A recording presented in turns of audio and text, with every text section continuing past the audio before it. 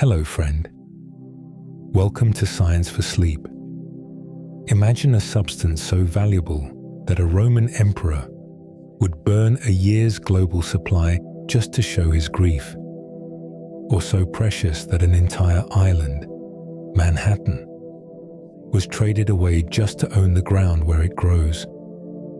Today, these are just small, dry fragments in our kitchen cabinets, resting quietly in glass jars. But to the plants that grew them, they are something else entirely, a system of biological bombs and chemical shields. Tonight, we're going to look at the secret science and the epic history of spices. If you enjoy these quiet explorations, feel free to subscribe. And if you feel comfortable, leave a comment about where you're listening from tonight. These comments help others find their way to relaxing content like this. The quiet continues here, just as it is. When we look at a spice, we are looking at a masterpiece of botanical engineering. To understand the quiet world of spices, we must first understand that they are survivors. Unlike herbs, which are the soft, green, leafy parts of a plant, spices are harvested from the hardest working parts of the plant's anatomy. They are the protective bark, the horizontal underground stems called rhizomes, the dormant flower buds, the reproductive stigmas, and the nutrient-dense seeds.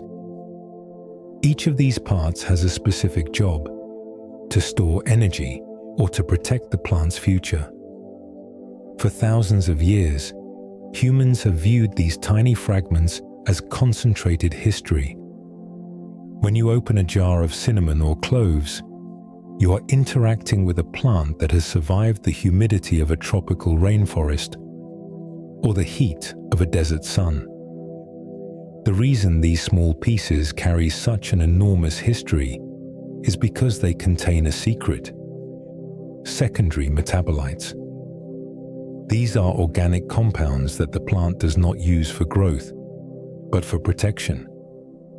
In the wild, a plant cannot run away from a hungry insect or a spreading fungus. Instead, it creates a chemical library of scents and flavors to defend itself. The spiciness we enjoy is often the plant's way of saying stay away. Yet, through a beautiful twist of biology, humans found these defense mechanisms to be delicious, medicinal, and aromatic. As these plant parts are harvested and dried, a fascinating physical transformation occurs. The loss of moisture causes the plant fibers to contract, which locks the essential oils and flavor molecules deep inside a durable structure. This is why a whole peppercorn or a cinnamon stick can sit in your pantry for years and still hold its spark. The flavor is waiting for you to wake it up. As you settle into your blankets, I want you to visualize the orientation of these spices. Think of them as small, dry fragments of the earth. They are woody, textured, and incredibly dense with information. When you hold a single clove, you are holding an unopened flower bud that was harvested by hand just as it turned a flushing pink. When you see a golden mound of turmeric, you are looking at the sun's energy, captured by leaves and stored in a root-like stem beneath the soil for 10 long months. This is the foundation of our journey tonight. We are moving away from the fast-paced world and into the slow, rhythmic life of plants. We will explore how these molecules travel through the air, how they interact with our memories, and how they shape the very map of the world we live in. Everything about a spice is designed to be slow, from the years it takes a tree to grow its bark, to the centuries it took for these flavors to travel across the oceans to your kitchen. Spices are quiet bridges between the plant world and the human world. They are proof that even the smallest thing, when given enough time and the right environment, can transform everything it touches.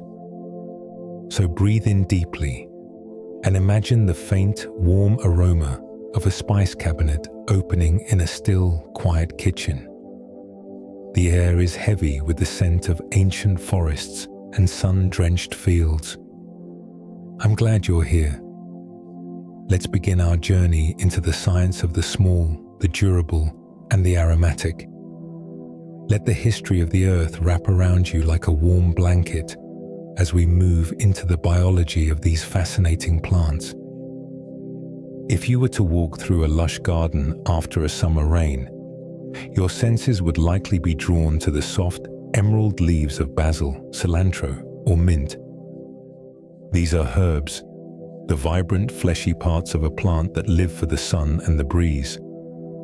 But to find a spice, we must look deeper and tread more carefully. We must look toward the parts of the plant that are built for endurance. The rugged bark, the subterranean roots, the sun-hardened seeds, and the unopened flower buds. A spice is, quite literally, a plant's way of storing its most precious assets in a biological vault. The distinction between an herb and a spice is one of botanical architecture. While an herb is mostly composed of water-filled cells designed for photosynthesis, a spice is made of durable, woody tissues. These structures serve as repositories for secondary metabolites, complex chemical compounds that the plant doesn't use for its daily growth, but for its long-term survival. When we hold a cinnamon stick or a star anise, we are holding a piece of armor. These tissues are dense with cellulose and lignin, the same materials that give a tree its strength. This structural density is the reason why a spice can survive for years in your cabinet, holding its secret essence, while a fresh leaf would have long ago returned to the earth.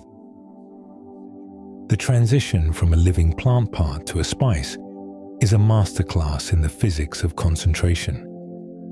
When a spice is harvested, it is heavy with moisture, but as it sits in the warm air or under the sun, a slow and rhythmic evaporation begins.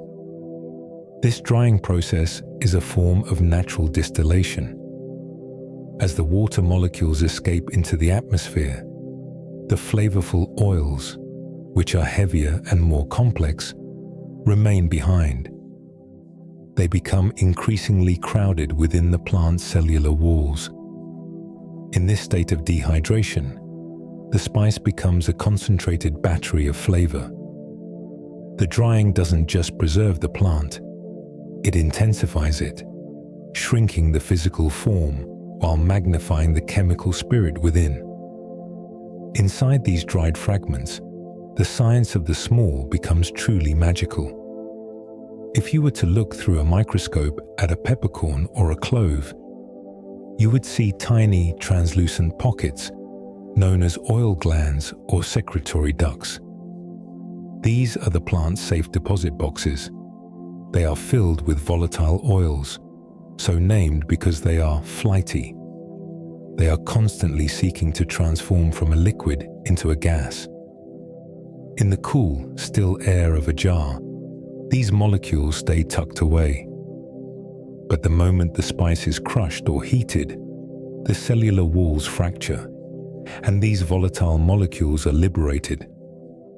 They drift upward, riding the thermal currents of your kitchen, eventually reaching the receptors in your nose to tell the story of the plant's origin. The chemistry inside these vaults is also a form of ancient medicine. Because seeds and roots often sit in damp, dark soil, they are vulnerable to rot and decay. Nature's solution was to fill these parts with compounds like eugenol or cinnamaldehyde, substances that are naturally toxic to bacteria and fungi. When we appreciate the aroma of a spice, we are actually smelling the plant's immune system. This is why spices were the world's first preservatives. They don't just add flavor. They offer the same protection to our food that they once offered to the living tree or flower. The texture of a spice tells the story of this durability. Unlike the brittle snap of a dried leaf, a spice has a woody resistance. It demands effort to release its gifts, the steady grind of a mortar and pestle or the slow simmer of a pot. This resistance is a reminder of the spice's patience. It has waited through seasons of growth and weeks of drying to reach this moment. As you drift towards sleep, imagine the immense strength contained in these tiny, hard packages. Think of the millions of oil-filled vaults resting quietly, holding onto their heat and their history.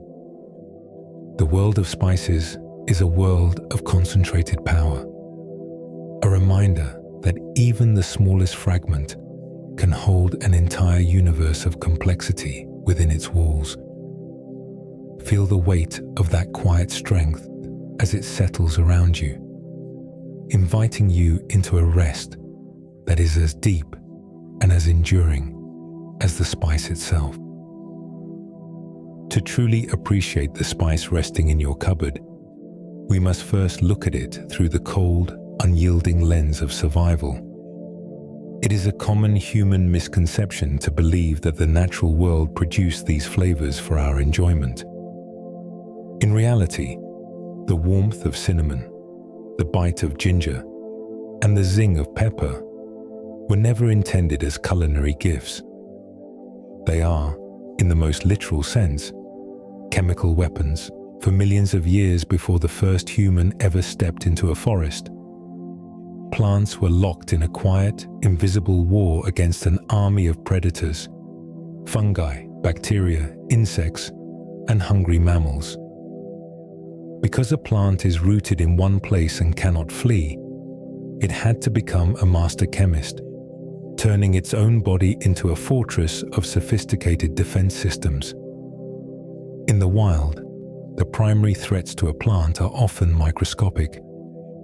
In the damp, dark soils of the tropics, mold and bacteria are a constant presence, seeking to rot the plant's roots and stems.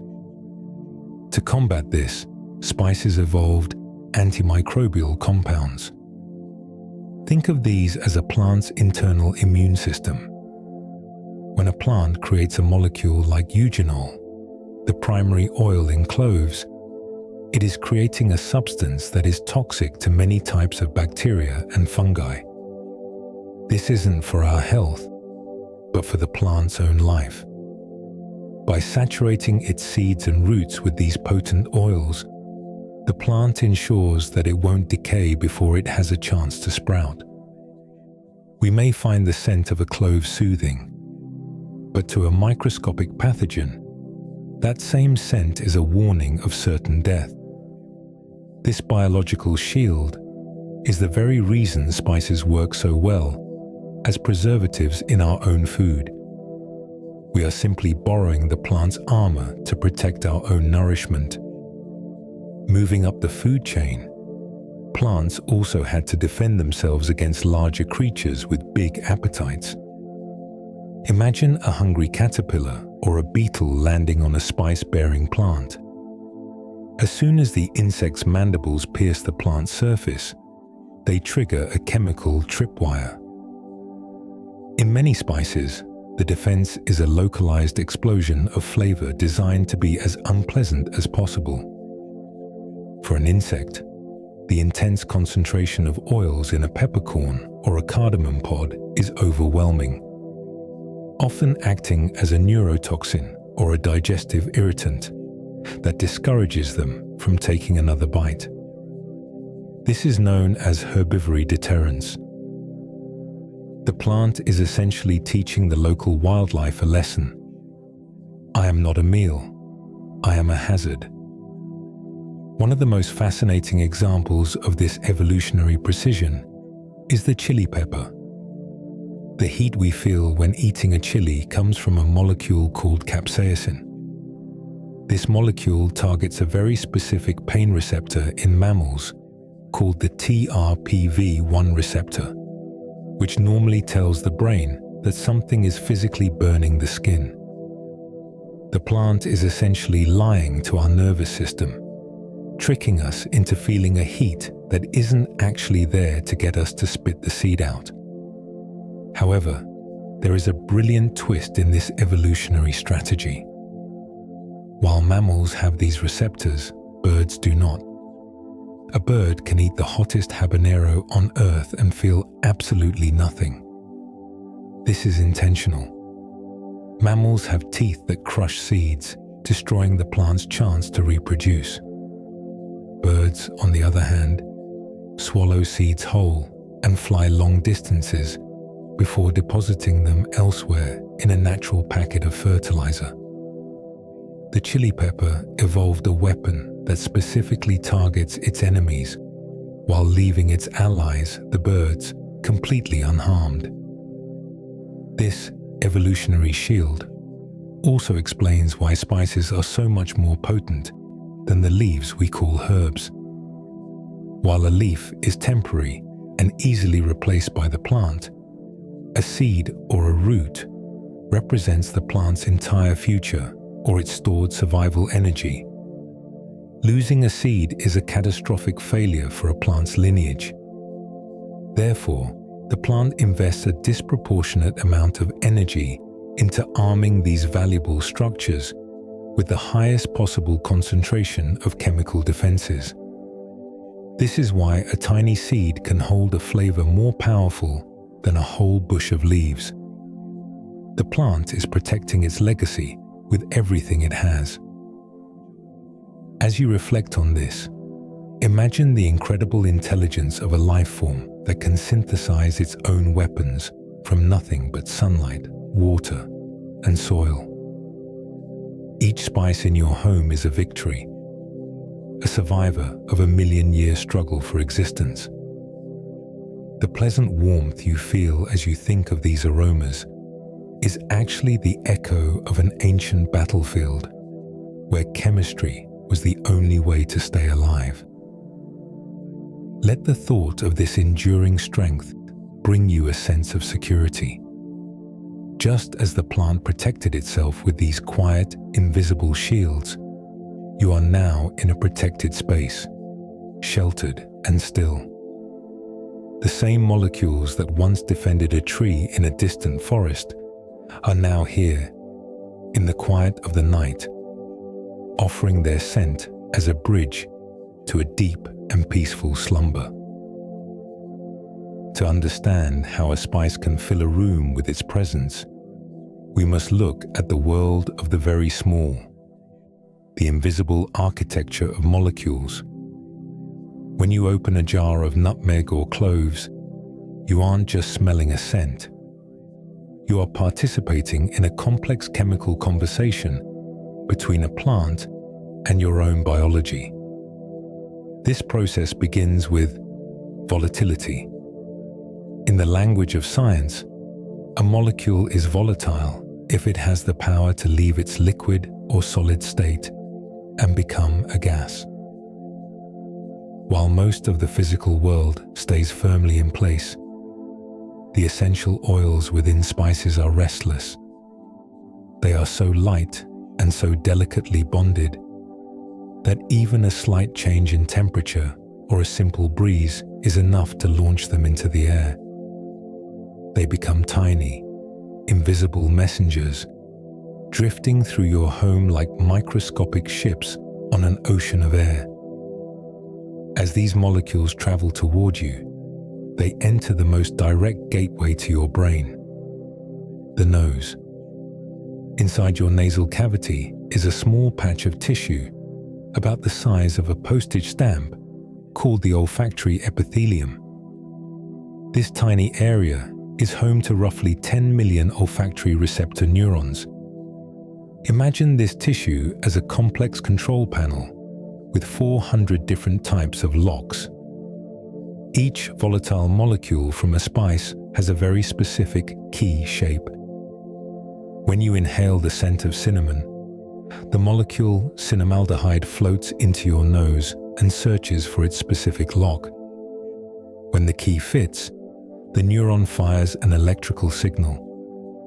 Unlike your sense of sight or touch, which must be processed and filtered through various parts of the brain first, the sense of smell is the only one that has a hotline directly to the limbic system. This is the ancient, deep-seated part of your brain responsible for emotion and memory. This direct connection is why scent is the most powerful time machine we possess. Because the olfactory bulb is physically nestled right next to the hippocampus, the brain's memory center, and the amygdala, which processes emotions, the two become inextricably linked. This is why a sudden whiff of ginger might not just remind you of a cookie. It can actually recreate the feeling of standing in a warm kitchen 20 years ago. You aren't just remembering a fact, you are re-experiencing a moment. Scientists call this autobiographical odor memory. The spice molecule acts as a biological bookmark, allowing your brain to flip back to a specific page of your life with incredible speed and vividness. The science of this aroma is also a study in complexity. While we often think of a spice having one smell, they are actually composed of hundreds of different chemical compounds working in harmony. A single vanilla bean, for instance, contains over 200 different volatile molecules. We might identify the strongest one, vanillin, but our brains are secretly detecting the background noise of all the other molecules, which create the richness and depth of the scent. This is why a synthetic scented candle never feels quite as deep as the real thing. It lacks the chemical orchestra that nature spent millions of years fine-tuning. When you breathe in a natural spice, you are sensing a symphony of molecular data. Furthermore, these molecules are affected by the physics of their environment. This is why spices smell stronger when they are heated. Heat provides energy to the molecules, making them move faster and break away from the plant material more easily. When you drop a cinnamon stick into a simmering pot, you are essentially supercharging those tiny ships, allowing them to fill the air more quickly. Conversely, in the cool stillness of the night, these molecules move more slowly.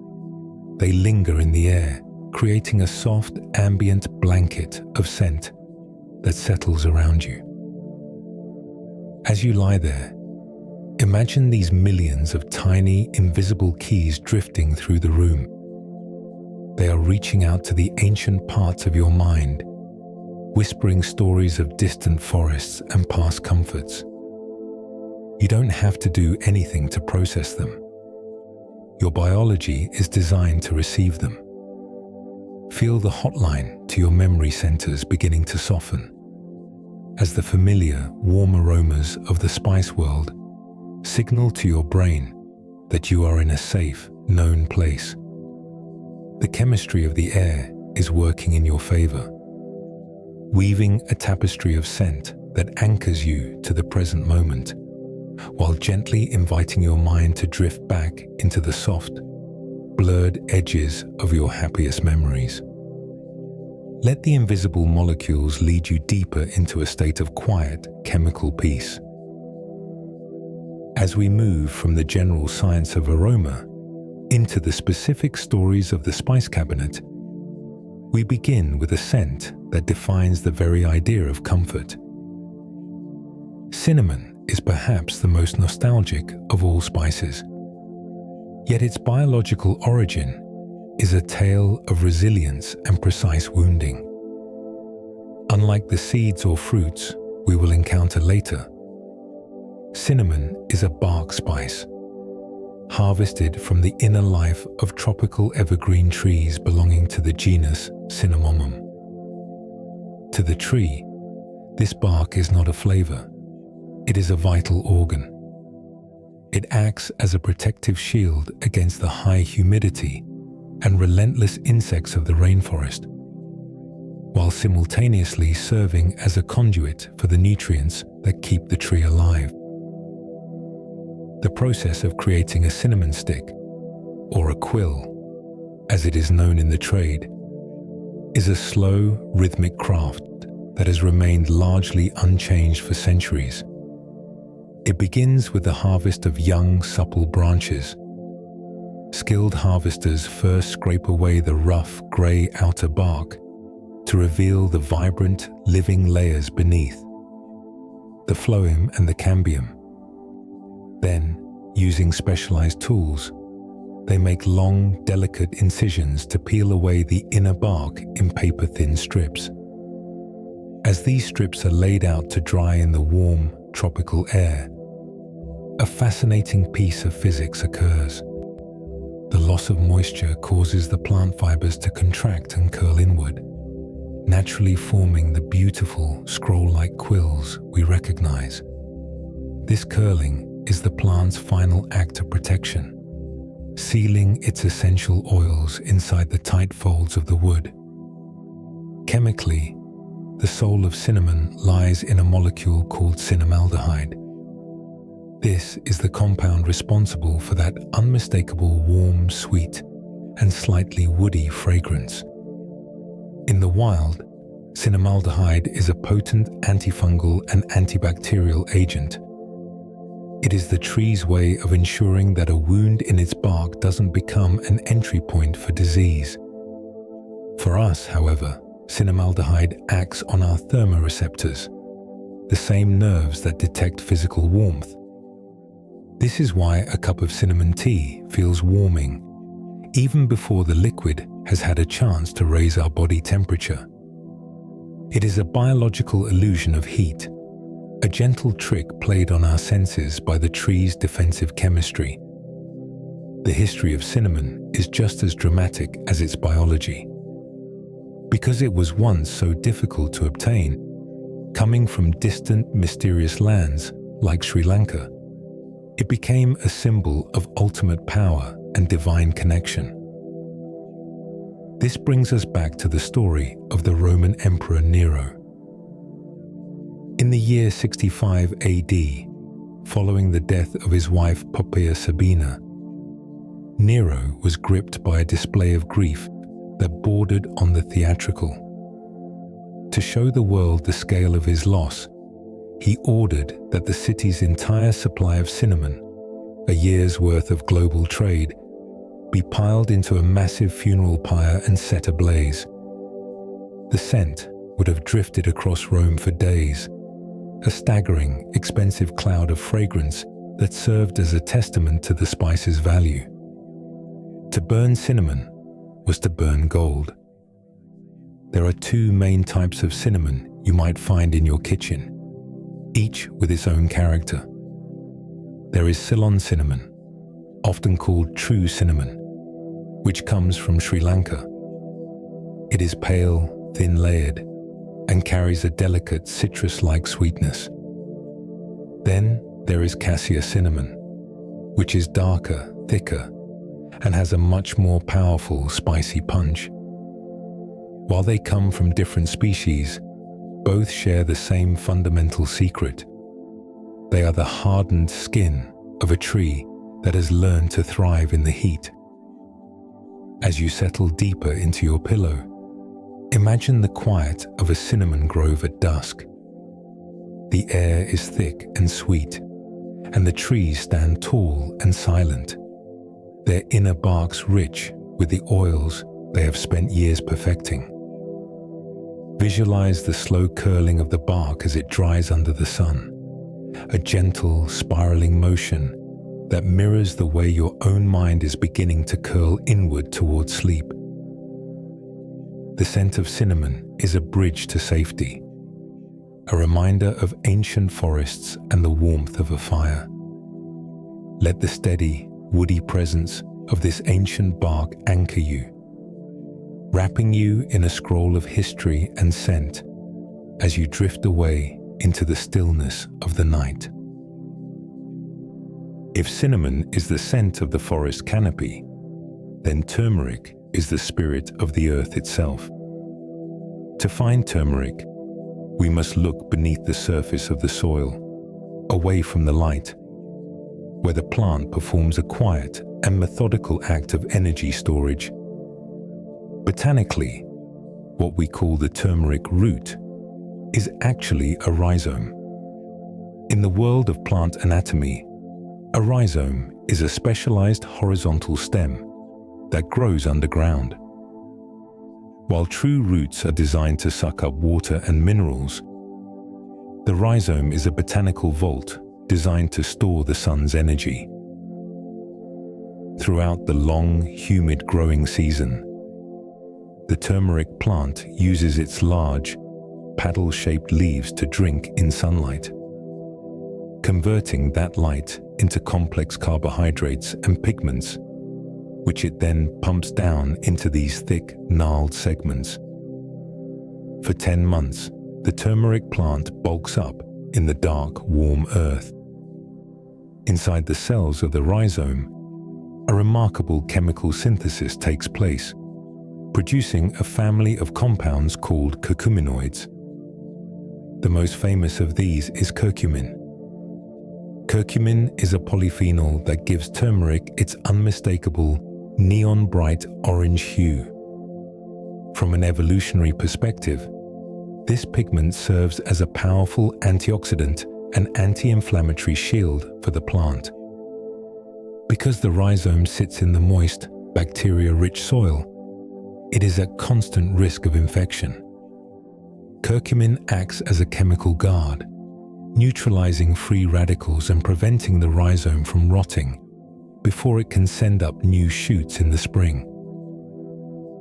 When we see that brilliant golden powder, we are looking at the molecular armor that allowed a plant to survive the subterranean darkness. The physics of turmeric's color is as fascinating as its biology.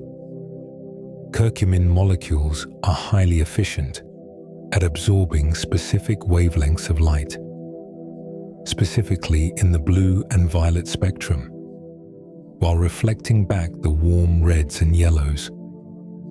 This creates a color so intense and light-stable that it has been used as a dye for thousands of years.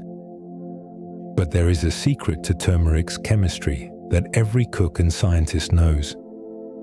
Curcumin is hydrophobic, meaning it does not dissolve well in water. However, it is lipophilic. It loves fat. This is why, in both ancient medicine and modern cooking, turmeric is almost always paired with oils or fats, which act as a chemical taxi, allowing the curcumin molecules to be absorbed by our bodies.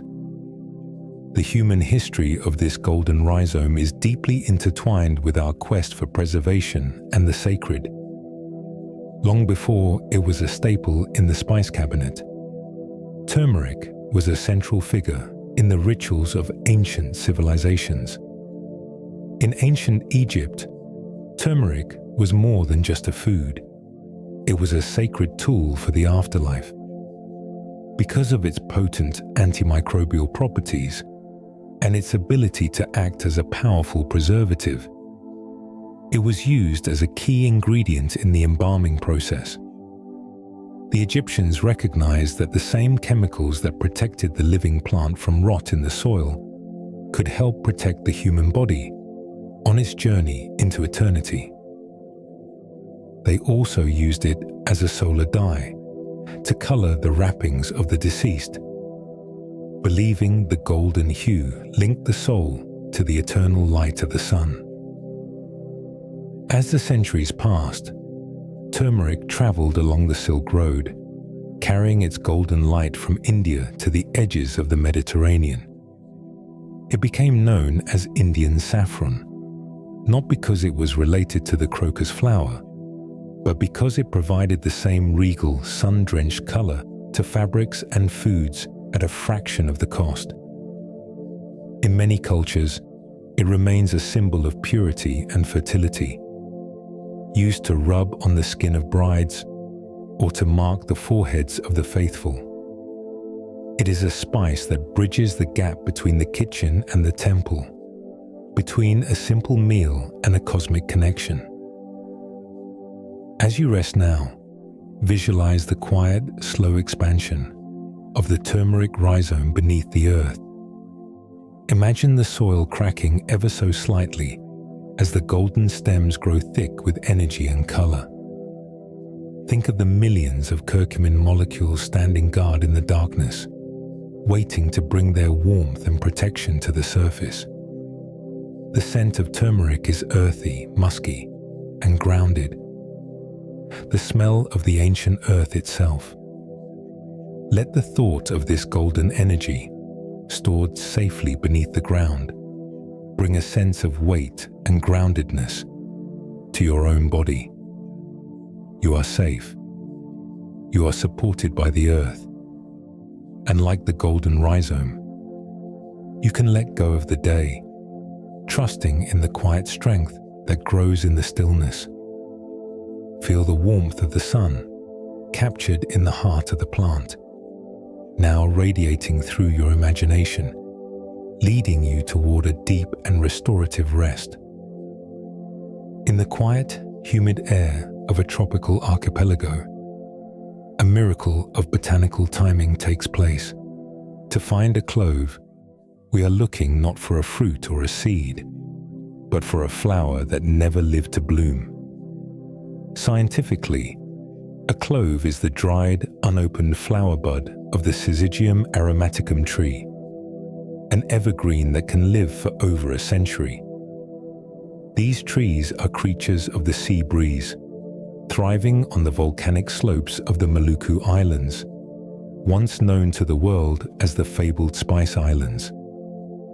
For the tree, these buds represent the potential for reproduction, the promise of a future generation. But for the spice harvester, the bud must be caught in a very specific window of time, after it has swollen into a full, rounded shape, but before the petals have a chance to unfurl and reveal the delicate white stamens within. At the moment of harvest, the clove bud is a vibrant, flushing pink, heavy with moisture and life. As it is picked by hand and spread out on mats to dry under the tropical sun, it undergoes a profound physical and chemical transformation.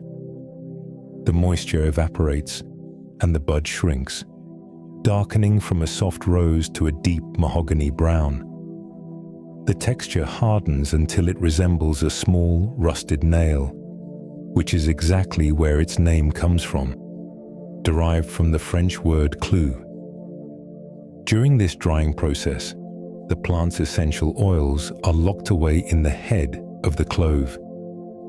The most dominant of these chemicals is eugenol, a molecule that makes up nearly 80% of the clove's oil.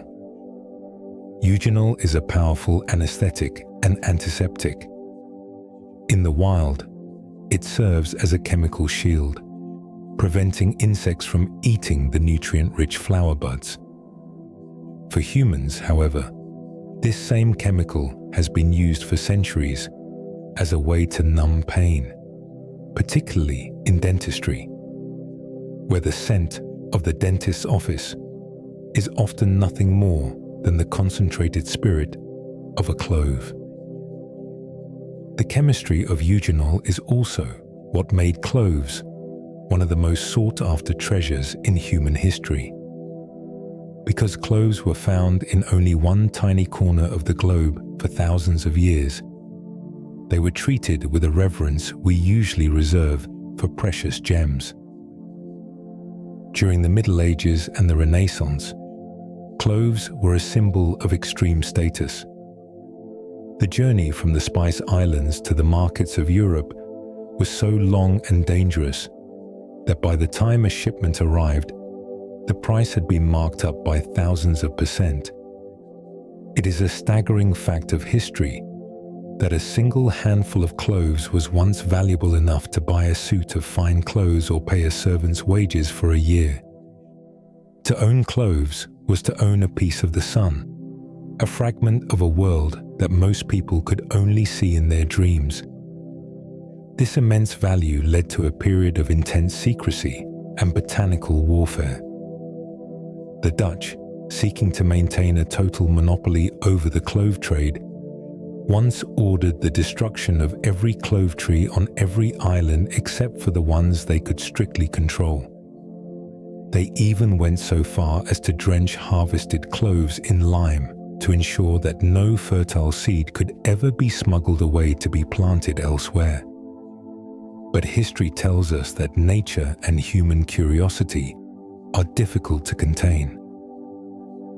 Eventually, a French horticulturalist named Pierre Poivre successfully smuggled clove seedlings out of the islands, hidden under his clothes, finally breaking the monopoly and allowing the clove tree to take root in places like Zanzibar and Madagascar.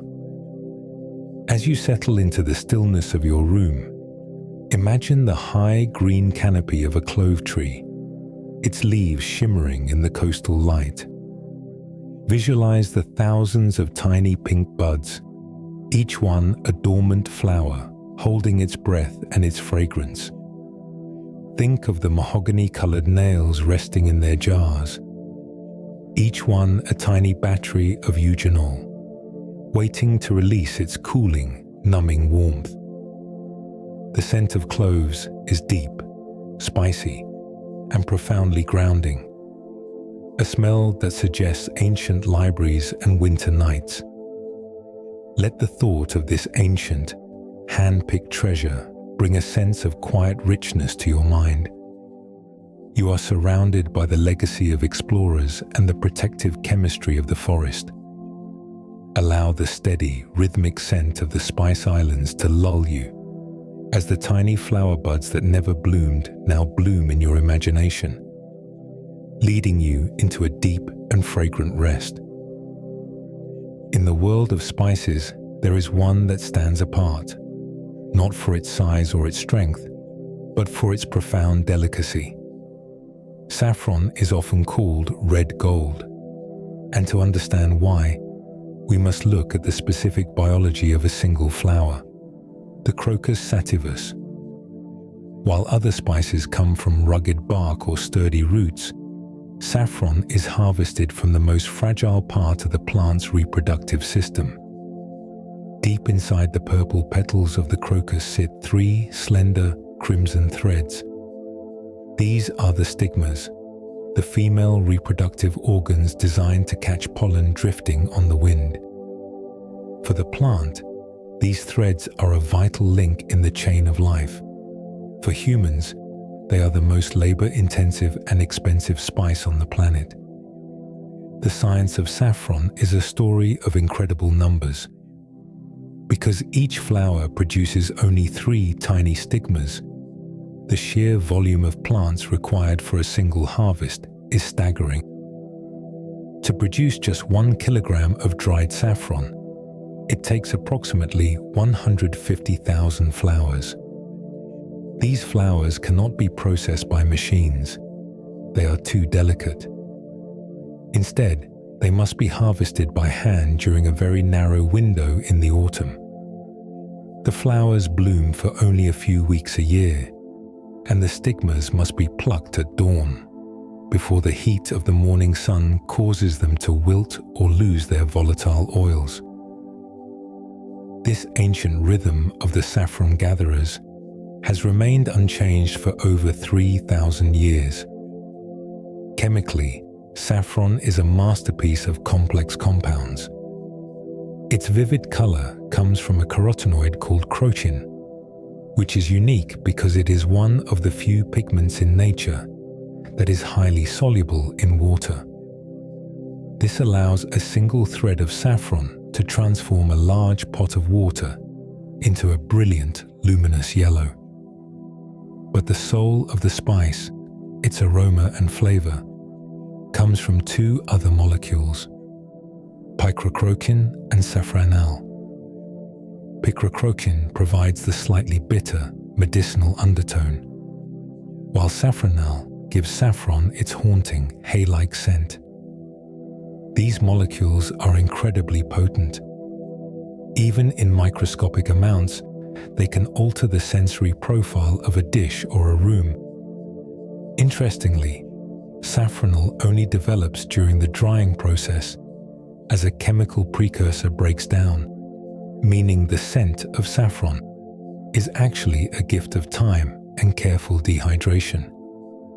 The history of saffron is a crimson thread that runs through the very beginning of human civilization.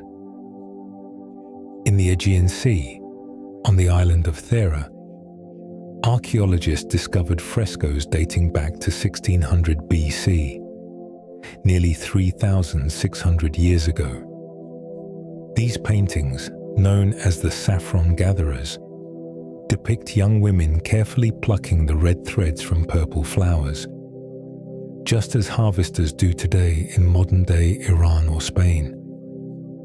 To the ancients, saffron was more than a spice. It was a royal dye, a sacred incense, and a potent medicine. It was said that Alexander the Great bathed in saffron-infused water to heal his battle wounds, believing in the solar energy stored within the crimson threads. Because of its value, saffron has been a constant target for adulteration throughout history. During the Middle Ages, the Saffron Sceau Code was established in Europe, where those found guilty of faking saffron by mixing it with marigold petals or turmeric were severely punished. The purity of saffron was guarded as fiercely as the purity of gold. Even today, scientists use high-tech spectroscopy to fingerprint saffron, ensuring that the chemistry within the threads is authentic. This level of protection is a testament to the spice's enduring status as a luxury of nature. As you lie still, imagine a field of purple crocuses stretching out under the cool, grey light of a Mediterranean dawn. Visualize the careful, steady hands of the gatherers as they move through the rows, plucking the flowers before the sun rises. Think of the 3 delicate threads inside each bloom, holding the concentrated energy of the earth and the sun. The scent of saffron is ethereal, sweet, yet earthy and metallic, like the smell of dry grass after a rain. Let the thought of this ancient, hand-picked treasure lead you into a state of quiet appreciation for the small and the delicate. You are resting in the legacy of thousands of years of human care and botanical beauty. Allow the luminous golden light of the saffron crocus to glow in your mind, guiding you gently into a deep, colorful, and restorative sleep. As we leave the delicate fields of saffron behind, we turn our attention to the king of spices, a spice so ubiquitous today that we often forget it was once the most sought-after substance on the planet.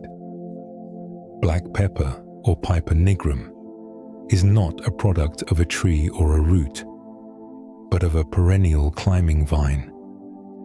In the humid tropical forests of South Asia, these vines use their aerial roots to cling to the bark of supporting trees, reaching upward toward the dappled sunlight. The vine produces long, drooping spikes of small green fruits known as drupes. To the plant, these berries are the vessels for its future, containing the seeds that will one day fall to the forest floor. To the human eye, however, they are the source of a pungency that changed the course of global history. The science of pepper is a study in maturation and enzymatic oxidation. Unlike many spices that are harvested at a single stage, the color of a peppercorn depends entirely on when it is picked and how it is processed. Black pepper is made by harvesting the berries when they are still green and slightly underripe. As they are spread out to dry under the hot sun, an enzyme called polyphenol oxidase begins to react with the air. This causes the skin of the berry to darken and shrink, creating the wrinkled, crystalline midnight texture of the classic black peppercorn. If the berries are harvested fully ripe and their outer skins are removed, they become white pepper. If they are preserved in brine while green, they remain green. Each color represents a different stage of the berry's biological journey, captured and frozen in time. The signature bite of black pepper comes from a nitrogen-rich alkaloid called piperine. Unlike the capsaicin in chili peppers, which creates a sensation of searing heat, piperine produces a sharp, localized pungency. From an evolutionary standpoint, piperine is a highly effective chemical deterrent. Its sharp flavor and slight toxicity to insects ensure that the pepper vine's fruits are not devoured before the seeds are mature. When we grind a peppercorn, we fracture the crystalline structure of the piperine, allowing it to interact with our taste receptors. But pepper is more than just heat. It also contains a complex array of terpenes, aromatic compounds like pinene and limonene, which give it its woody, citrusy, and floral undertones. The history of black pepper is a narrative of staggering economic power. For centuries, pepper was so valuable that it was known as black gold. In ancient Rome, it was a luxury item found only on the tables of the ultra-wealthy, and it was often used as a form of currency. When the Goths besieged Rome in 410 AD, they didn't just demand gold and silver as ransom. They demanded 3,000 pounds of black pepper. In the Middle Ages, the term peppercorn rent emerged, where land taxes and dowries were paid in spice rather than coins. Because pepper was durable, portable, and universally desired, it functioned as a stable global currency, backing the economies of empires and driving explorers like Vasco da Gama to find a direct sea route to the pepper coast of India. The physical presence of a peppercorn is a reminder of this rugged history. When you hold a single grain of pepper, you are holding a dried fruit that has crossed oceans and sparked wars. Its wrinkled surface is a map of its dehydration, a testament to the sun that once beat down upon the Malabar coast. The aroma of freshly ground pepper is bracing and wakeful, yet it carries a deep, resonant warmth that speaks of wood fires and ancient trade ships. As you breathe in the imagined scent of the king of spices, let your mind wander to the quiet, shaded canopy of the pepper vine. Visualize the long green spikes swaying gently in the monsoon breeze, slowly turning toward the dark, wrinkled maturity of the harvest. Think of the millions of piperine crystals waiting to be released, and the centuries of history contained within a single, tiny sphere. Feel the grounding weight of this black gold as it anchors your thoughts. You are resting in a world where even the smallest berry has the power to move mountains and define the wealth of nations.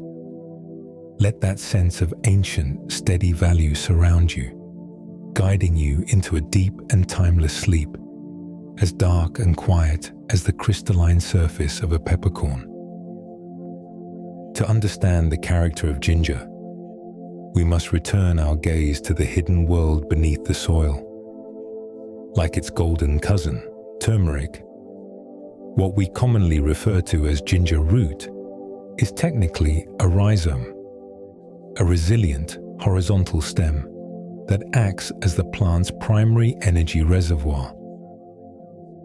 In the lush, tropical environments of Southeast Asia, where ginger originated, the Zingiber officinale plant spends its life cycle balancing the vibrant growth of its narrow, grass-like leaves with the steady expansion of its underground structures. This process is a rhythmic, almost tidal movement of nutrients.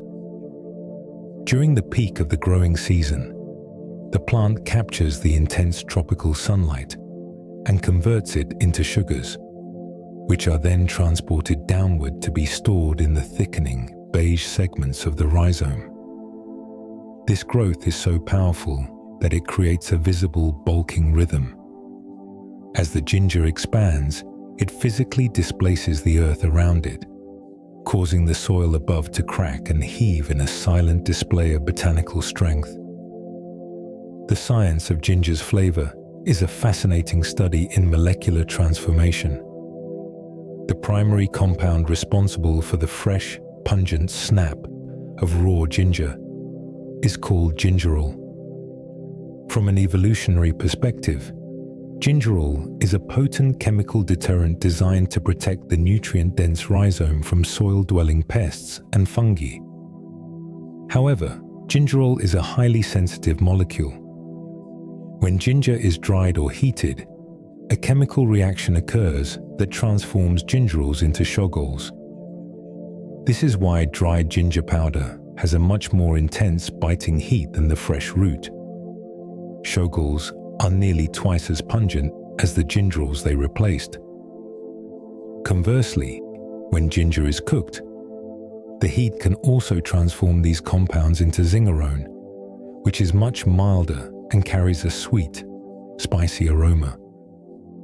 This chemical flexibility is what makes ginger such a versatile traveler in the world of flavor. It can be cooling and sharp or warm and mellow, depending entirely on the temperature of its environment. The human history of ginger is a narrative of endurance and navigation. For over 4,000 years, ginger has been one of the most traveled spices in existence. Because the rhizome is so durable and can survive long periods out of the ground, it was the perfect cargo for the ancient Silk Road. It traveled in the saddlebags of camels across the deserts of Central Asia and in the dark, cool holds of ships crossing the Indian Ocean. Its history is particularly linked to the maritime trade. Ancient sailors and explorers were among the first to recognize ginger's medicinal value. Long before modern science could explain why, sailors used ginger to combat the debilitating effects of seasickness. Today, we know that gingerols interact with the serotonin receptors in the gut, calming the digestive system and stabilizing the inner ear's sense of balance. To the ancient traveler, ginger was more than a spice. It was a stabilizer that made the crossing of vast, uncertain oceans possible. In the medieval world, ginger was so highly prized that its price was often used as a benchmark for the entire spice trade. It was a staple in the apothecaries of Europe, used in everything from plague preventatives to digestive cordials. Because it was so expensive, it was often preserved in sugar, creating crystallized ginger, which allowed the wealthy to enjoy its heat in a sweet, manageable form. This history of preservation and travel is written into the very shape of the rhizome itself.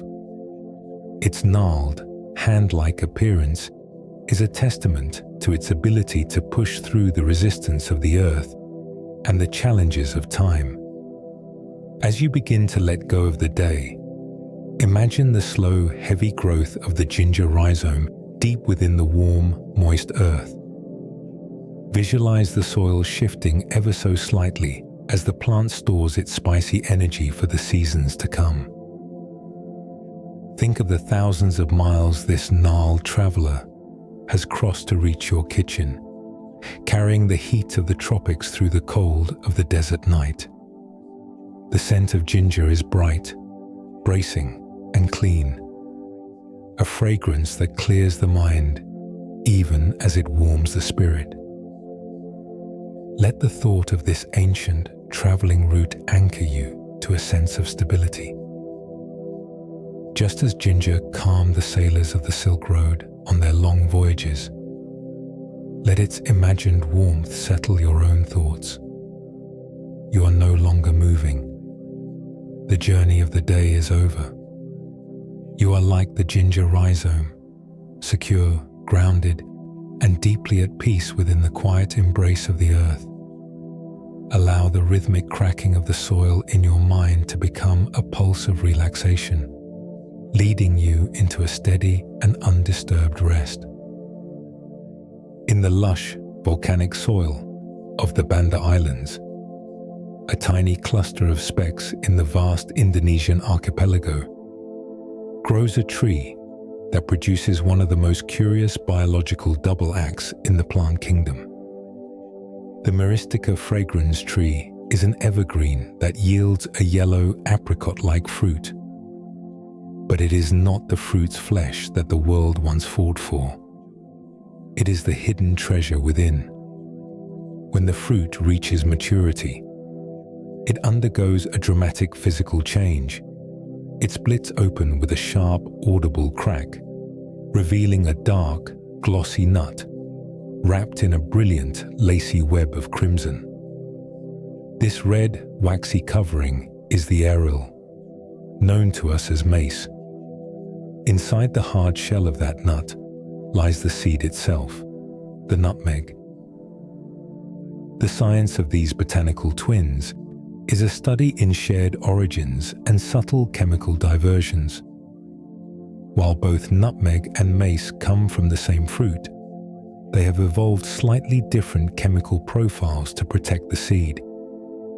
Both are rich in a compound called myristicin, a natural insecticide and acaricide that protects the calorie-dense seed from being eaten by burrowing beetles or larvae. Myristicin is a powerful aromatic that contributes to the warm, balsamic, and slightly citrusy scent we associate with holiday baking.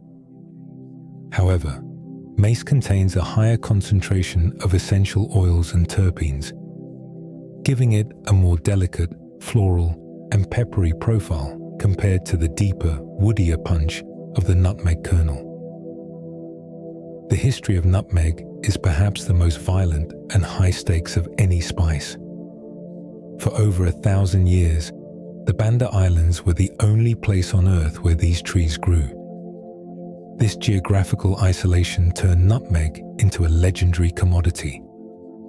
By the 17th century, the Dutch East India Company was determined to control the nutmeg trade at any cost.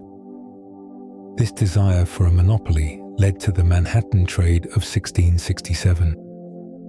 The Dutch and the English were locked in a struggle over a tiny nutmeg-rich island called Run.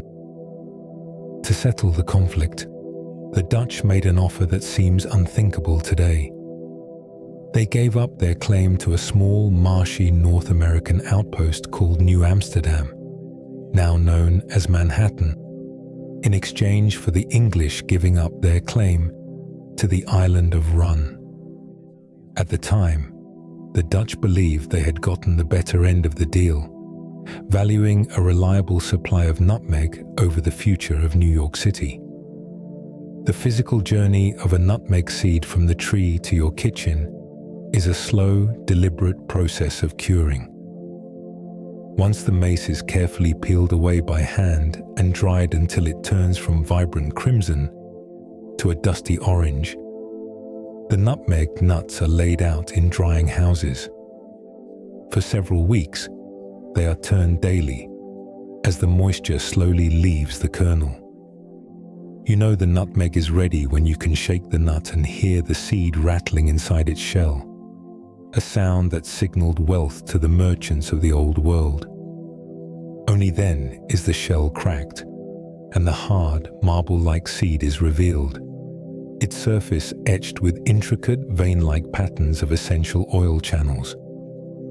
The aroma of nutmeg is unique because it contains a balance of warm and cool notes. While the myristicin provides warmth, other compounds like pinene provide a refreshing, pine-like clarity. This complexity is why nutmeg is often used in both savory cream sauces and sweet desserts. It has a chemical bridge that can connect almost any set of flavors.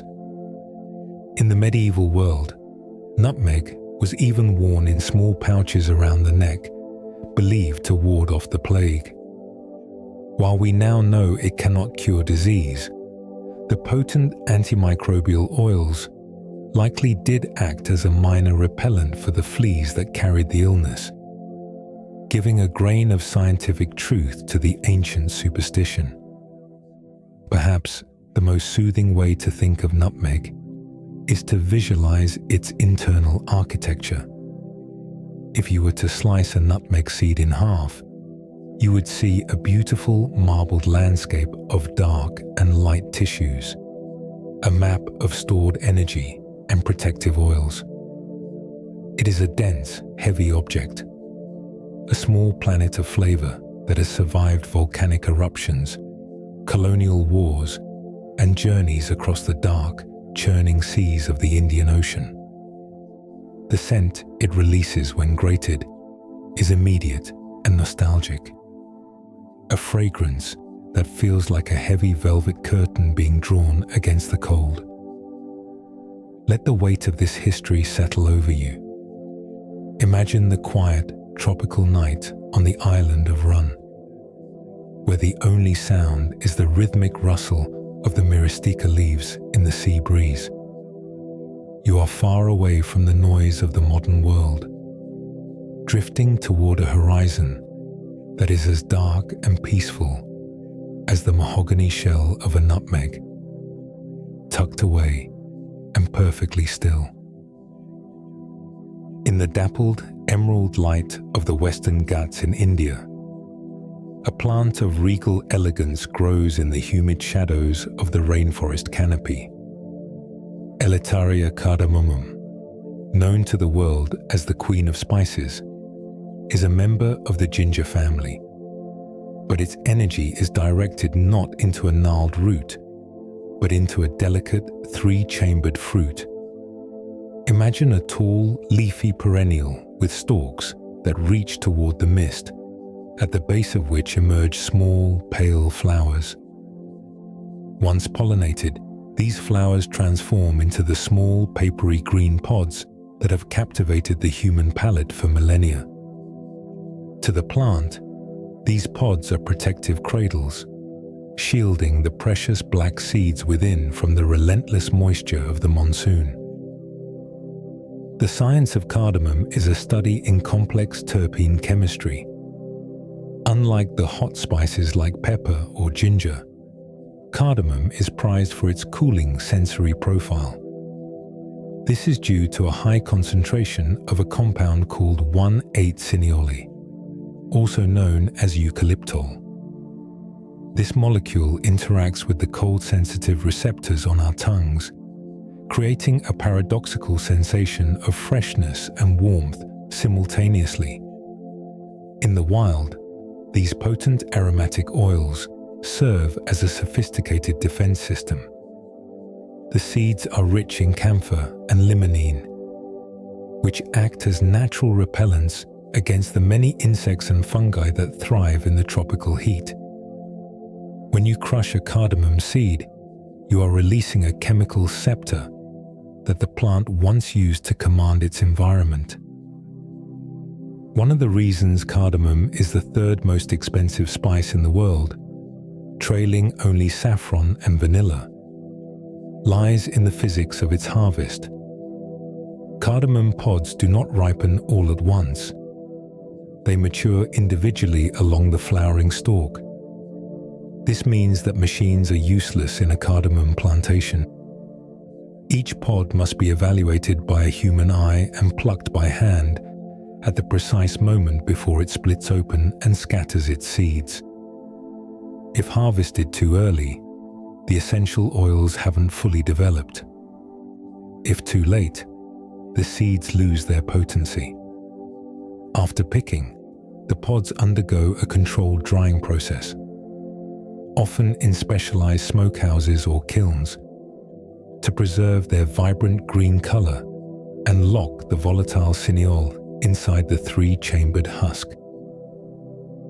The history of cardamom is a journey through the ancient trade routes of the Middle East and Scandinavia. In the markets of ancient Babylon and Nineveh, cardamom was used not just for flavor, but as a medicinal remedy for the soul, believed to aid digestion and clear the mind. It traveled via the incense routes to the Mediterranean, where the Greeks and Romans used it in perfumes and oils. But perhaps the most fascinating chapter in cardamom's history is its leap to Northern Europe. In a surprising twist of global trade, cardamom became a staple of Scandinavian baking. It is believed that the Vikings first encountered the spice in the markets of Constantinople 1,000 years ago and brought it back to the north, where its cooling, pine-like aroma became an inseparable part of the Nordic culinary identity. Physically, a cardamom pod is a marvel of natural geometry. When you hold one, you can feel the slight ridges of its three-sided structure. If you peel back the green papery skin, you reveal the sticky dark seeds clustered together in a tight, oily embrace. The scent is ethereal, floral yet spicy, with hints of lemon and mint. It is a fragrance that seems to float, rather than sit heavy in the air, which is why it is so often used to lift the spirit and sharpen the focus. As you linger in the quiet space of your evening, visualize the shaded slopes of the Indian mountains, where the clouds rest low against the green leaves of the cardamom plants. Picture the steady, patient hands of the harvesters moving through the mist, selecting each pod with care. The Queen of Spices does not demand your attention with heat. She invites you in with a cool, fragrant grace. Let the clean, resinous scent of the green pods fill your mind, washing away the clutter of the day. You are resting in a place of luxury and ancient tradition, sheltered by the three-chambered vaults of the rainforest. Allow the cooling sensation of the cineole to soothe your thoughts, leading you into a rest that is as clear and refreshing as the mountain air. In the humid, tropical shadows of the rainforest, there grows a climbing vine that defies the rugged, woody nature of most other spices. This is the vanilla orchid, Vanilla planifolia, the only member of the vast orchid family that produces an edible fruit. To understand vanilla is to understand the virtue of extreme patience. Most spices are ready to use the moment they are dried, but a vanilla bean is born odorless and flavorless. Its journey from a scentless green pod to the dark, leathery, and sweet-smelling treasure of the kitchen is one of the most complex biological and chemical transformations in the natural world. The science of vanilla begins with a single, fleeting morning. The vanilla flower blooms for only a few hours, opening at dawn and wilting by midday. In its native Mexico, a specific type of stingless bee, the melipona, was historically the only creature capable of navigating the flower's complex anatomy to pollinate it. Today, almost all vanilla is pollinated by hand using a tiny wooden needle to lift a delicate membrane, the rostellum, and press the pollen against the stigma. If this precise botanical dance is not performed during that one morning window, the flower falls and no pod will grow. This manual intervention is the first step in a process that makes vanilla the second most expensive spice on earth. Once pollinated, the plant spends 9 long months growing a green, bean-like pod. Even when harvested, the pod still lacks its signature aroma. The magic happens during a painstaking curing process known as sweating. The green pods are briefly plunged into hot water to kill the vegetative life of the plant, followed by weeks of being wrapped in wool blankets to sweat during the day and dried under the sun at night. This rhythmic heating and cooling triggers an enzymatic reaction inside the pod.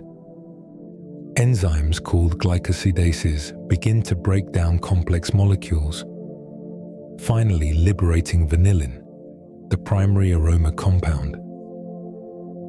During this time, the pods turn from green to a dark, glossy brown, and tiny white frost crystals of pure vanillin may even bloom on the surface. Chemically, natural vanilla is a symphony of over 200 different volatile compounds, while synthetic vanilla focuses only on a laboratory-created version of vanillin.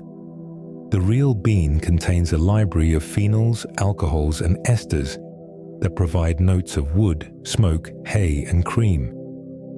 This chemical complexity is a defense mechanism.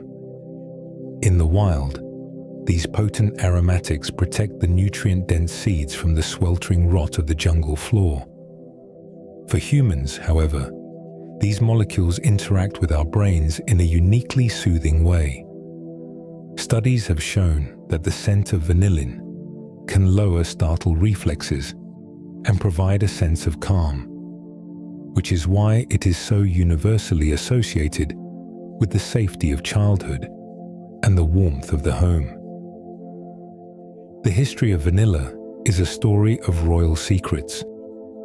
For centuries, the Totonac people of Mexico were the sole guardians of vanilla, later providing it to the Aztec Empire. When the Spanish explorer Hernán Cortés arrived, he observed the Aztec Emperor Montezuma II drinking xocolotl, a chocolate beverage flavored with vanilla. For 300 years, the Spanish held a global monopoly on vanilla because no one could figure out how to grow the pods outside of Mexico. It wasn't until 1841 that a 12-year-old enslaved boy named Edmund Albius on the island of Réunion discovered the manual pollination technique that allowed vanilla to be grown worldwide. His simple, brilliant discovery changed the map of global flavor forever. The life of a vanilla bean is ultimately a testament to the transformative power of time and care. From the fragile, one-day bloom of the orchid to the months of sweating under heavy blankets, every stage of its development is an exercise in stillness and transformation. It is a spice that cannot be rushed, requiring the perfect alignment of biology, human touch, and the slow rhythmic heat of the sun. This long, patient journey results in a scent that is synonymous with peace, a molecular masterpiece that reminds the world that some of the greatest rewards come only to those who are willing to wait in the quiet shadows of the forest. While many spices gently coax the palate with aromas of wood or cream, the chili pepper performs a radical act of biological deception. To understand the chili, we must move away from the traditional sense of taste and into the realm of pain and temperature. The story of the chili is a story of a molecule called capsaicin, a colorless, odorless, waxy compound that possesses the unique ability to hijack the human nervous system. In the wild, the genus Capsicum evolved this molecule as a brilliant evolutionary filter, a way to choose exactly who gets to eat its fruit and who must be kept at bay. The science of the burn is a fascinating case of molecular mimicry. Capsaicin does not actually cause a chemical burn, nor does it raise the temperature of the skin. Instead, it binds specifically to a protein called the TRVP1 receptor. These receptors are located on our pain-sensing nerve fibers, and their biological job is to detect high physical heat, specifically temperatures above 43 degrees Celsius, 109 degrees Fahrenheit. When a chili is bitten, the capsaicin molecules lock into these receptors, sending an urgent, frantic signal to the brain that says, "Warning, the mouth is on fire." The brain, believing this lie, responds by triggering a physical cooldown. The heart rate increases, the skin flushes, and the body begins to sweat. It is a masterpiece of plant-driven psychological warfare. However, the chili's strategy has a very specific target. Most mammals, including humans, possess these TRPV1 receptors, meaning the plant successfully deters almost every four-legged creature from crushing its seeds. But birds are genetically blind to capsaicin. They lack the specific receptor shape required for the molecule to bind. A tropical bird can consume the world's hottest habanero as if it were a sweet cherry, feeling absolutely no sensation of heat. This is the chili's evolutionary masterstroke. It repels mammals whose molars would grind the seeds into useless dust, while attracting birds who swallow the seeds whole and disperse them across vast distances in a convenient packet of natural fertilizer. The history of the chili is one of the most rapid and successful biological invasions in human records. For thousands of years, chilies were a secret of the Americas, cultivated by the peoples of Mexico, Central, and South America. When Christopher Columbus arrived in the Caribbean in 1492, he was searching for the black gold of peppercorns. Instead, he found these vibrant red pods. Misidentifying them as a relative of black pepper, he called them peppers, a naming error that persists to this day. Within a staggering 50 years of their arrival in Europe, chilies had traveled via Portuguese and Spanish trade routes to the coasts of Africa, the ports of India, and the mountains of China. It is a rare example of a food that was integrated into almost every global cuisine in less than a century, fundamentally altering the culinary identities of nations that had never known them before. Physically, the chili is a vibrant display of warning and attraction. As the pod ripens, it changes from a camouflage green to a brilliant neon red or yellow, signaling to birds that the fruit is ready. The highest concentration of capsaicin is not found in the seeds themselves, but in the white, pithy membrane, the placenta, that holds the seeds in place. This ensures that any creature attempting to eat the fruit must encounter the shield before it can reach the plant's future offspring. The human relationship with the chili is paradoxical. We are the only mammal that has learned to ignore the warning signal and find pleasure in the burn. This is likely due to the endorphin rush that follows the initial pain signal.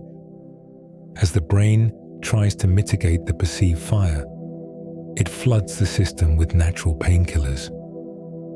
This creates a state of constrained risk, or benign masochism, where we enjoy the thrill of the heat because we know deep down that we are safe. The chili revolution proved that a plant could take a weapon designed for war and turn it into a global bond, proving that even a sensation of fire can become a source of comfort and community in the hands of those who understand its secret. While the chili pepper uses a trick of the nervous system to deter predators, the mustard seed employs a much more aggressive and sophisticated mechanism, a two-part chemical explosion. In the world of plant defense, the mustard seed, along with its relatives like horseradish and wasabi, is famous for its detonation loop. To the casual observer, a dry mustard seed is inert and odorless. You can hold a handful of them to your nose and smell nothing but a faint, dusty earthiness. This is because the plant has carefully separated its weapons into two different cellular compartments, waiting for the exact moment of an attack to combine them. The science behind this mix involves a specialized enzyme called myrosinase and a group of compounds called glucosinolates. In a healthy, undisturbed seed, these two substances never meet. They are like the two separate components of a binary explosive. However, when an herbivore, whether it be a small insect or a human, bites down and crushes the seed, the cellular walls fracture. This physical trauma allows the myrosinase enzyme to flood into the compartment containing the glucosinolates. In a matter of milliseconds, a chemical reaction occurs that strips the glucose away, transforming the stable compounds into a volatile, irritating gas called allyl isothiocyanate. This is the mustard oil that provides that sudden, sinus-clearing heat. Unlike the capsaicin in chilies, which produces a localized burn on the tongue that can linger for several minutes, the mustard bomb is highly volatile. The molecules are so light that they instantly turn into a vapor that travels upward from the mouth and into the nasal passages. This is why the heat of mustard or wasabi feels like a sharp electric shock to the bridge of the nose rather than a slow fire on the tongue. It is an airborne weapon designed to overwhelm the respiratory senses of a predator. For a small insect, this sudden release of toxic gas is often enough to cause immediate paralysis or death. For humans, it is a sensory reset that clears the sinuses and provides a bracing, wakeful sensation. The history of the mustard seed is a story of global accessibility. Because the mustard plant is incredibly hardy and can grow in almost any temperate climate, it was one of the few spices available to the common people of Europe long before the exotic trade routes to the east were established. While the wealthy dined on peppercorns and cinnamon from distant lands, the farmers and laborers of the Mediterranean and northern Europe grew mustard in their own gardens. In ancient Rome, it was often used as a medicinal paste for stings and toothaches, but it was the monks of 13th century France who truly refined the spice. They combined the ground seeds with must, unfermented grape juice, to create mustum ardens, or burning must, which eventually gave us the word mustard. There are 3 primary types of mustard seeds, each with a different payload. White or yellow mustard seeds, Sinapis alba, are the mildest, containing a non-volatile compound that creates a gentle heat on the tongue. Brown mustard, Brassica juncea, and the potent black mustard, Brassica nigra, contain the volatile allyl isothiocyanate in much higher concentrations. This biological diversity allowed different cultures to calibrate their spice levels, from the sweet, mild mustards of Bavaria to the sinus-jolting pastes of the Dijon region or the pungent oils of Bengal. The mustard seed is a masterclass in latent energy. It is a tiny, unassuming sphere that carries a hidden power, a reminder that nature often hides its most potent defenses behind a mask of stillness. The detonation is only triggered by pressure, a reactive system that ensures the plant's energy is only spent when absolutely necessary. This chemical strategy has allowed the mustard plant to survive and thrive across nearly every continent, moving from a wild weed of the fields to a staple of the global table. It stands as a testament to the idea that strength does not always have to be loud or obvious. Sometimes it is best kept in reserve, tucked away in a microscopic vault, waiting for the right moment to make its presence known. In the quiet landscape of the spice cabinet, there exists a family of flavors that do not bite with the heat of pepper or sting with the volatility of mustard. Instead, they offer a sensation that is often described as cool, sweet, and shadowy. This is the realm of the licorice profiles, dominated by two remarkable spices, star anise and fennel. While they come from vastly different botanical families and completely different corners of the globe, they have reached a state of chemical convergence.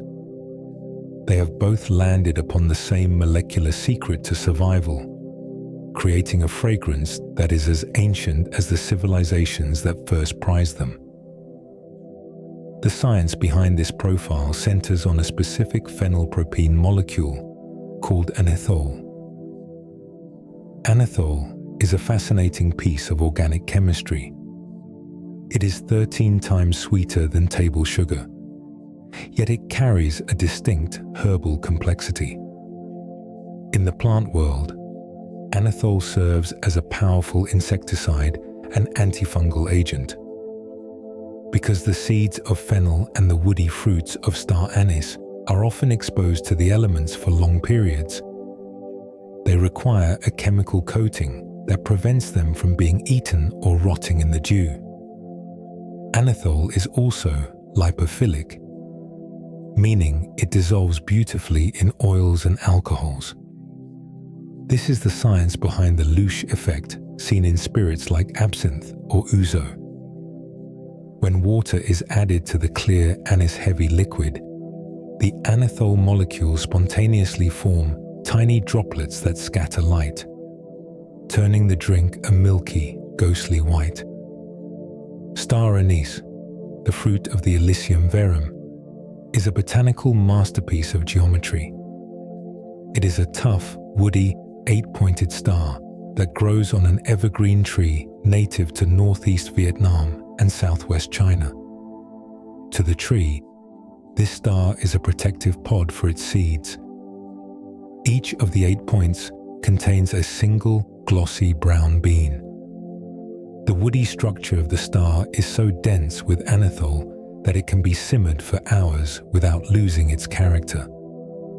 This durability is why star anise is the backbone of slow cooking, providing a deep, resonant base note to broths and stews that matures and softens over time. It is a spice built for the long, quiet hours of the kitchen. Fennel, on the other hand, comes from the Phoeniculum vulgare, a hardy, feathery-leafed perennial in the carrot family. While star anise is woody and concentrated, fennel seeds, which are actually the dried fruits of the plant, carry a greener, brighter version of the licorice scent. Fennel is a creature of the Mediterranean sun, and its chemistry is balanced by a secondary molecule called fenchone, which adds a camphorous, slightly bitter edge to the sweetness. This combination makes fennel a digestive spice. For thousands of years, humans have chewed on fennel seeds after a meal to calm the stomach, a tradition rooted in the plant's ability to relax the smooth muscles of the digestive tract. The history of these spices is a journey through the rituals of the ancient world. The Romans were particularly obsessed with the cooling properties of the licorice profile. They believed that anise could prevent bad dreams if placed under a pillow, and that it could keep the breath sweet and the mind sharp. Perhaps most famously, the Romans served a spiced cake called mustaceum at the end of wedding feasts. This cake was heavily flavored with anise and cumin, specifically designed to aid the digestion of the guests after a long day of celebration. This tradition is actually the ancient ancestor of our modern-day tiered wedding cakes, a ritual born from the biological benefits of a simple seed. Beyond the Mediterranean, star anise traveled the Great Tea Road, becoming a central pillar of Chinese medicine and cuisine. It was revered not just for its flavor, but for its ability to balance the qi, or the internal energy of the body. In the modern era, star anise gained a new kind of scientific fame. For years, it was the primary source of shikimic acid, the essential precursor used to manufacture the antiviral drug Tamiflu. It is a profound example of how the defensive chemistry, a tree evolved to protect its seeds in the forests of Asia, eventually became a cornerstone of global human health. The presence of anise and fennel in our lives is a reminder of the cooling side of nature's pharmacy. They do not demand our attention with fire. They soothe us with a sweet, dark resonance that feels like the coming of evening. The scent of these spices is atmospheric. It lingers in the air like a faint, sweet mist, carrying with it the memory of Roman banquets and misty Chinese forests. Their chemistry is a bridge between the sharp edges of the day and the soft, blurred edges of the night, offering a sense of order and calm. In their geometric stars and small, curved seeds, they hold a history of celebration and healing, reminding us that even the most complex sensations can be found in the smallest, most fragrant of vessels. To understand how these spices moved from isolated tropical islands to the cabinets of the world, we must look away from the plants and toward the sky. The global spice trade was not just a result of human ambition. It was a product of a massive rhythmic atmospheric engine known as the monsoon. In the Indian Ocean, the weather doesn't just change from day to day, it breathes. This breathing is a colossal cycle of pressure and temperature that creates a predictable superhighway for sailing ships. Without this specific piece of planetary physics, the history of flavor, and indeed the map of the modern world, would be unrecognizable. The science of the monsoon is driven by the thermal contrast between the vast Asian landmass and the surrounding ocean. During the summer months, the massive plateaus of India and Central Asia bake under the sun, causing the air above them to heat up and rise rapidly. This creates a powerful low-pressure zone, a literal vacuum that pulls in the cooler, moisture-heavy air from the Indian Ocean. From June to September, the southwest monsoon blows steadily toward the coast of India. For ancient mariners, this was a biological clock. If a ship left the Red Sea or the coast of Africa in the early summer, the wind would essentially carry them across thousands of miles of open water with incredible speed and consistency. As the earth tilts and the seasons shift, the engine reverses. In the winter, the land cools down much faster than the deep, heat-retaining ocean. The high-pressure air over the Himalayas begins to sink and flow outward toward the sea, creating the northeast monsoon. From November to February, the winds blow back toward Africa and the Arabian Peninsula. This seasonal symmetry allowed for a perfectly timed trade loop. A merchant could spend the summer months in the spice markets of Malabar or the Moluccas, waiting for the harvest to be dried and packed, and then catch the winter winds to return home. The monsoon was a natural conveyor belt, a physical manifestation of the Earth's rotation that dictated the pace of human commerce for 3,000 years. This atmospheric rhythm gave rise to the maritime Silk Road. Unlike the overland routes that required expensive caravans and constant protection from bandits, the sea routes allowed for the transport of spices in bulk. A single ship could carry more pepper, cinnamon, and ginger than 1,000 camels. This led to the rise of great entrepot cities, places like Malacca, Calicut, and Alexandria, where the world's cultures collided. These cities were not just trading posts, they were laboratories of human experience. Because sailors had to wait for months for the winds to change direction, they stayed in these ports, married into local families, and shared their languages, religions, and botanical knowledge. The bite of a chili, or the warmth of a clove, is, in many ways, the taste of these shifting winds. The physics of the monsoon also shaped the biology of the spices themselves. The plants we have explored, the ginger rhizome, the cardamom pod, the pepper vine, evolved specifically to thrive in this cycle of extreme wet and extreme dry. They grew during the heavy summer rains and concentrated their defensive oils during the dry winter months. The very chemistry that we find so aromatic is the plant's adaptation to the moisture-laden air brought by the southwest monsoon. The plant and the wind are two halves of the same biological story. Reflecting on this global scale helps us see the spice cabinet not as a collection of jars, but as a collection of captured weather. Every grain of spice is a record of a specific season, a specific wind, and a specific journey across the sea. The trade was a dance between the rotation of the planet and the chemical ingenuity of a seed.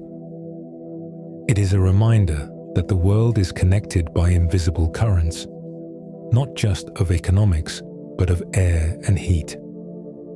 This grand rhythmic breathing of the Indian Ocean provided the pulse for human history, proving that the smallest flavors were carried on the largest winds. The history of spice is the history of the earth finding its way into our homes, driven by the steady, predictable heartbeat of the atmosphere.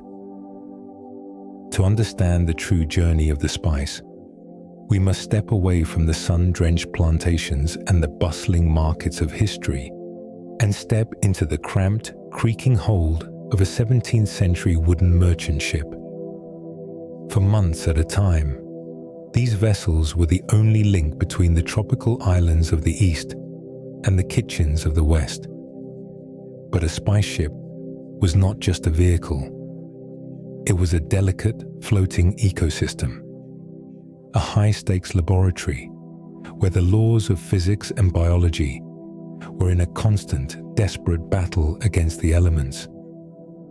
The interior of a spice ship was a world of fragrant fragility. Below the main deck, the air was thick, heavy, and perpetually scented with a dizzying cocktail of clove, pepper, and nutmeg. To a sailor, this scent was not a luxury. It was the smell of their livelihood and their survival. The cargo was packed with obsessive care.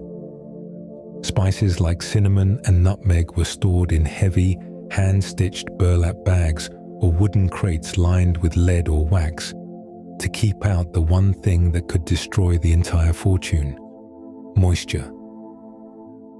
If seawater or humid air penetrated the hold, the spices would not just lose their flavor, they would begin to ferment and rot, potentially creating toxic gases or spontaneous combustion in the case of oily seeds like nutmeg. The life of the sailor on these ships was defined by a rhythmic, almost meditative vigilance. They were the guardians of the bloom. Every day, the crew had to monitor the temperature and humidity of the hold. On clear, dry days, They would open the hatches to air out the cargo, allowing the trapped, spice-laden air to escape and fresh sea breezes to circulate. On stormy days, the hatches were battened down with heavy tarpaulins, and the sailors lived in a subterranean world where the scent of black pepper was so strong it would make their eyes water and their skin itch. This intense atmospheric immersion meant that the crew became physically part of the trade. Their clothes, their hair, and even their skin would become saturated with the essential oils of the cargo. A sailor returning from the Pepper Coast could be smelled from down the street long before he reached his home. The biology of the ship itself was also a factor. The wooden hulls of these 17th century vessels were prime targets for shipworms and wood-boring beetles. However, the presence of thousands of pounds of antimicrobial spices like cloves and cinnamon often acted as an unintended preservative for the ship's own structure. The eugenol and cinnamaldehyde vapors leaking from the crates created a fumigated environment that deterred pests, perhaps allowing these ships to survive the grueling 2-year round trips that claimed so many other vessels. Beyond the logistics, there was a profound psychological weight to life on a spice ship. Sailors were often separated from their families for years, navigating uncharted waters and facing the constant threat of scurvy, piracy, and shipwreck. In the middle of the vast, featureless ocean, the intense fragrance of the cargo became a tether to reality. The scent of ginger or cardamom was a reminder of the land they had left and the land they hoped to reach.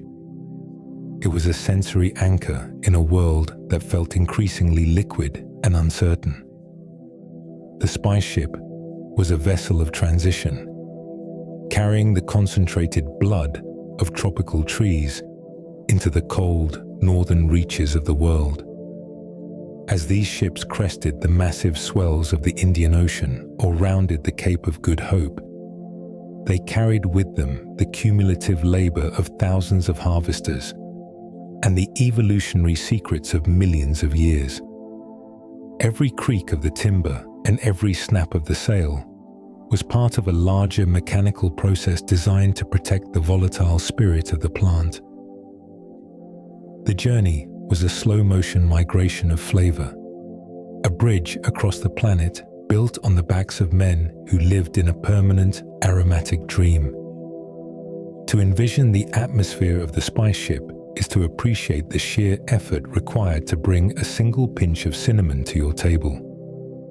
It was a journey of thousands of miles, powered by the wind and guarded by human hands in the dark, fragrant belly of a wooden giant. This historical passage transforms the spice from a mere ingredient into a survivor, a traveler that has endured the salt, the heat, and the long, rolling silence of the sea to finally find its way into the stillness of your home. In the modern world, we think of spices primarily as a way to enhance flavor, a dash of heat here, a touch of aroma there. But if we look at the geography of global cuisine, a striking pattern emerges. The closer a culture is to the equator, the more spice it tends to use in its traditional cooking. This is not merely a matter of preference or proximity to the source. It is a profound example of biological necessity.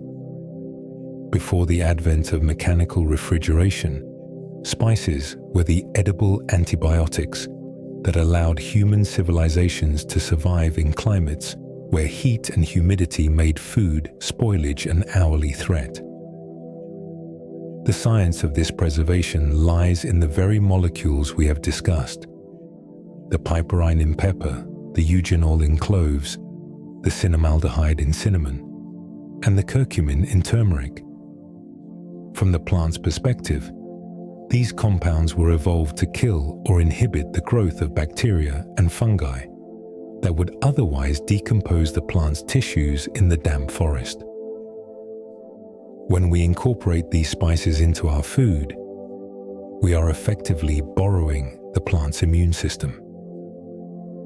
Research has shown that many spices are incredibly effective at inhibiting the growth of common foodborne pathogens like Salmonella, Escherichia coli, and Listeria. While a single spice might only inhibit a few types of bacteria, a blend, like a traditional curry powder or a jerk seasoning, creates a broad-spectrum antimicrobial shield that covers a much wider range of threats. This is known as the antimicrobial hypothesis. In hot climates, meat and produce spoil rapidly because the high temperatures provide the perfect breeding ground for microorganisms. By saturating food with high concentrations of antimicrobial spices, ancient cultures were able to slow down the rate of decay, making the food safer for consumption over longer periods. It is no coincidence that the most potent spices, the ones with the highest concentrations of volatile defensive oils, originated in the very places where the risk of spoilage was highest. Humans essentially co-evolved with these plants, learning to associate the sharp, pungent bite of a spice with the safety of the meal. The chemistry of this preservation also involves the prevention of oxidation. When fats and oils in food are exposed to oxygen, they turn rancid, creating off flavors and potentially toxic compounds. Many spices are packed with antioxidants that intercept these oxygen molecules before they can damage the food. Cloves, for example, have one of the highest antioxidant capacities of any known substance. By rubbing a piece of meat with ground cloves or cinnamon, an ancient cook was creating a molecular barrier that kept the fat stable and the meat fresh to the palate, even in the stifling heat of a tropical afternoon. The history of this culinary medicine is etched into the traditional recipes of the world.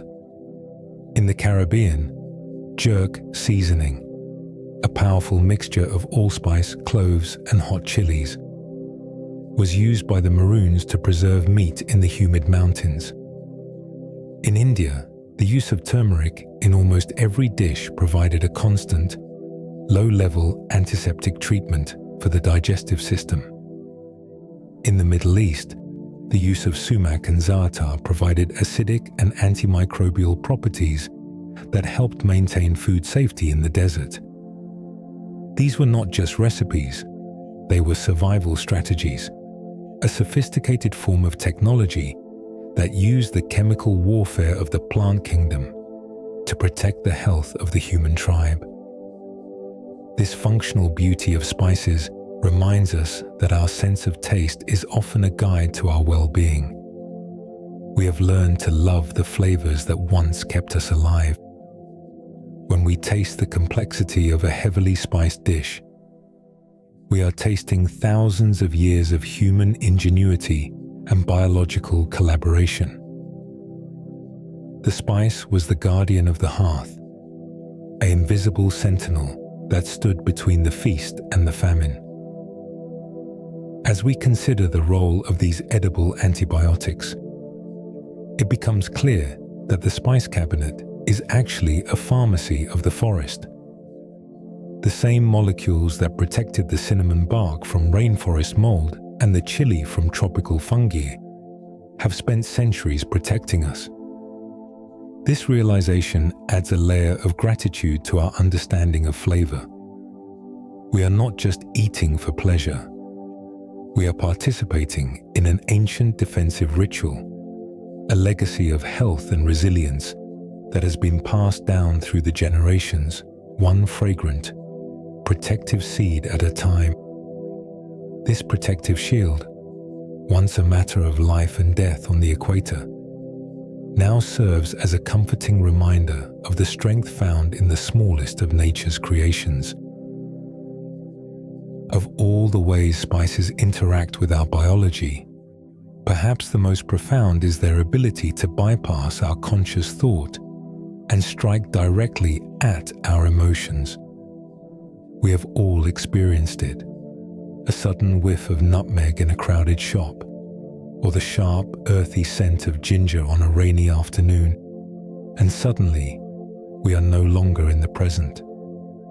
We are transported, with a gut punch of nostalgia, back to a specific kitchen, a specific holiday, or a specific person. This is not a poetic exaggeration. It is a literal function of the way the human brain is wired. To understand the power of spice is to understand the intimate, physical bridge between our noses and our memories. The science of this phenomenon lies in the unique architecture of the olfactory system. In almost all of our other senses, vision, hearing, touch, the data must first pass through a relay station, called the thalamus, before it reaches the parts of the brain that process meaning. But the sense of smell is different. The olfactory bulb, which processes scent molecules, has direct, high-speed connections to two of the most powerful centers in the brain, the amygdala and the hippocampus. The amygdala is the seat of our emotions, and the hippocampus is the architect of our memories. Because there is no middleman, a scent reaches our emotional core before we even have time to intellectually identify what the smell is. We feel the memory before we name the spice.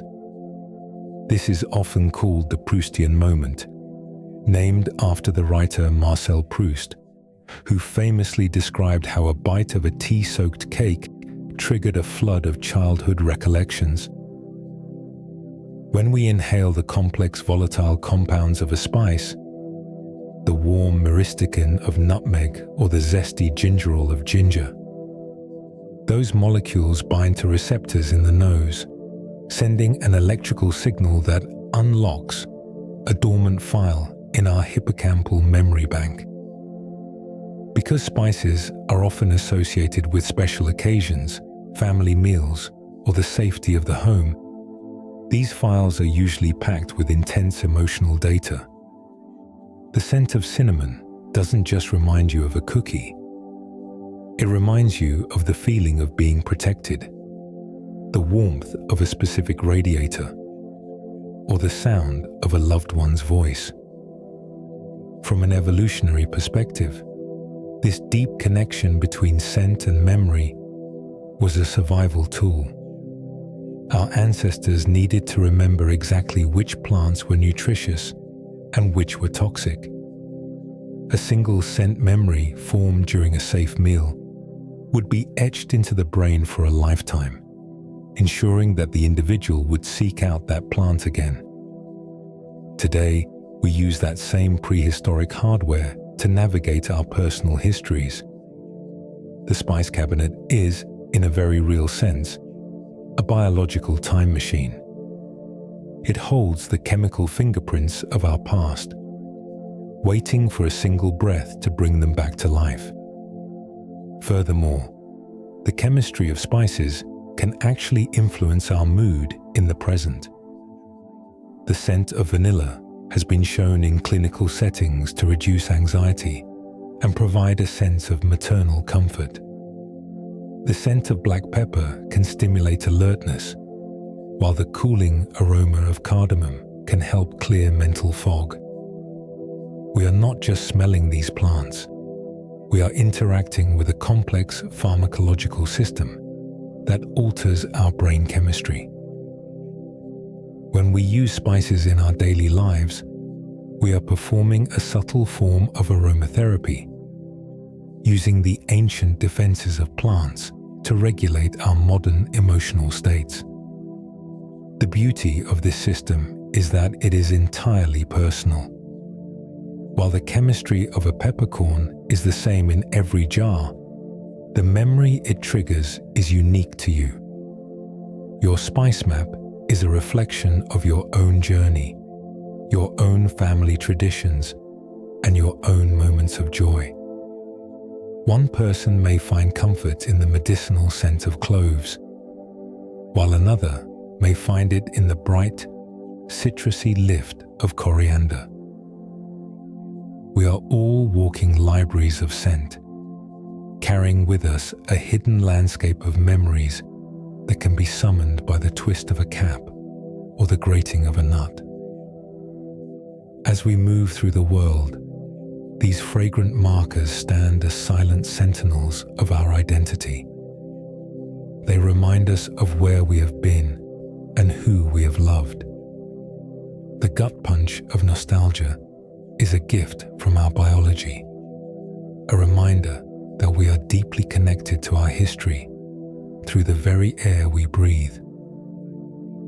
In the quiet of the kitchen, as the steam rises from a spiced tea or a simmering pot, we are never truly alone. We are surrounded by the invisible presence of our past, carried on the wings of molecules that have been traveling the earth for millions of years just to find their way to us, right here in the stillness of the now. As we move out of the realm of ancient history and into the high-tech laboratories of the 21st century, the way we understand spices is undergoing a radical transformation. For thousands of years, the only way to verify the quality of a spice was through the fallible human senses, the look of the color, the snap of the bark, or the sting of the tongue. Today, however, the spice trade has entered the digital age. In a world of global supply chains, where a single jar of cinnamon may contain bark from 3 different continents, scientists are using machine vision and chemical fingerprints to ensure that the treasures in your cabinet are exactly what they claim to be. The science of modern spice analysis is driven by the need to combat food fraud. Because spices remain high-value commodities, they are still targets for adulteration, just as they were in the Middle Ages. To protect the integrity of the king of spices, or the red gold of saffron, researchers now use a technique called gas chromatography mass spectrometry, GCMS. This process involves vaporizing a tiny sample of a spice and sending it through a long, coiled tube. As the different molecules travel at different speeds, they separate, allowing a computer to create a precise fingerprint of the sample's chemical makeup. If a batch of black pepper has been stretched with ground papaya seeds, or if turmeric has been brightened with artificial dyes, the digital fingerprint will immediately reveal the intruders. Beyond chemistry, the industry is now employing machine vision and artificial intelligence to inspect spices at a biological level.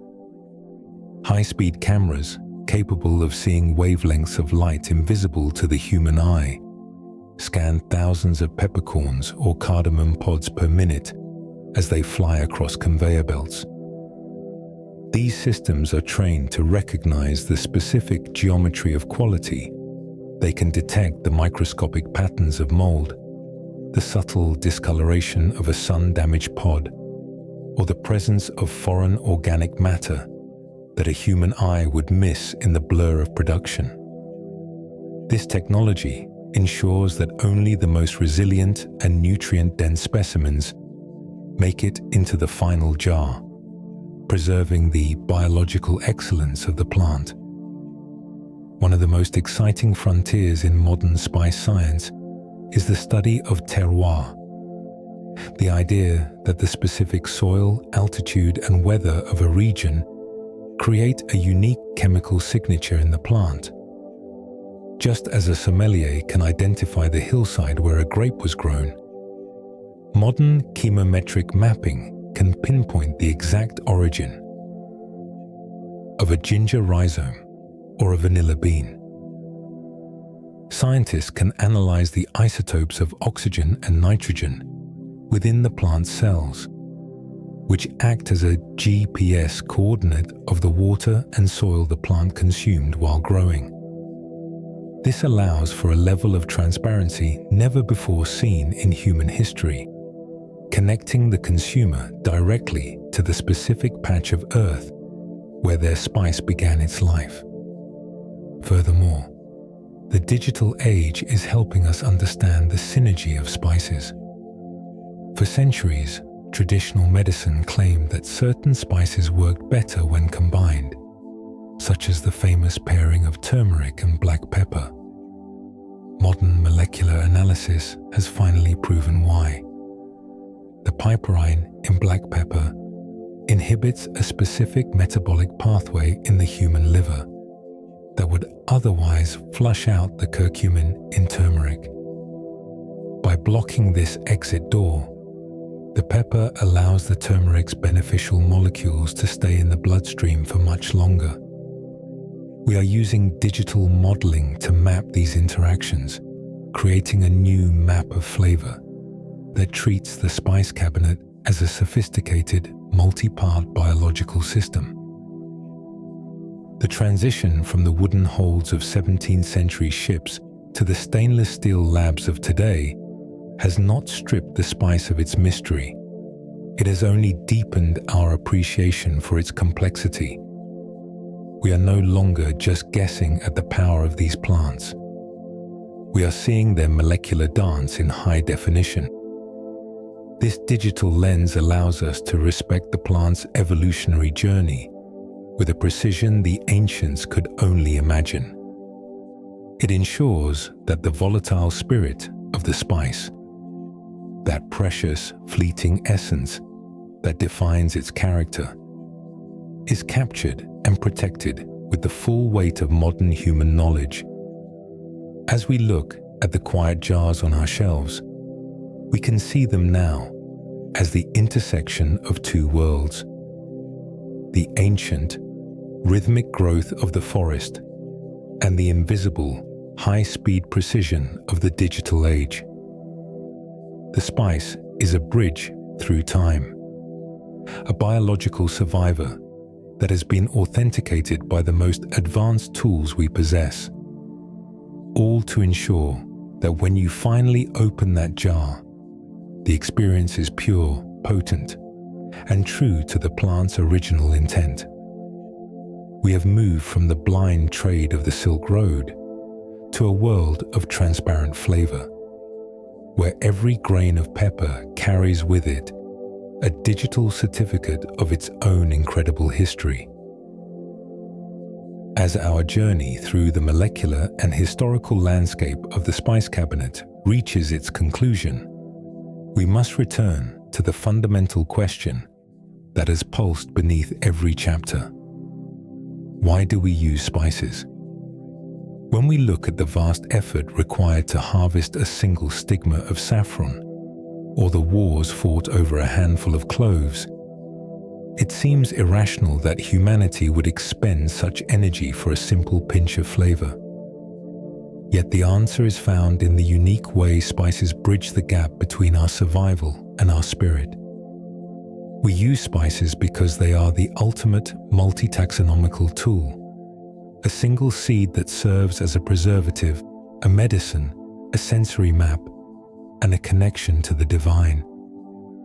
Biologically, we use spices because they represent a partnership with the plant kingdom's most sophisticated defenses.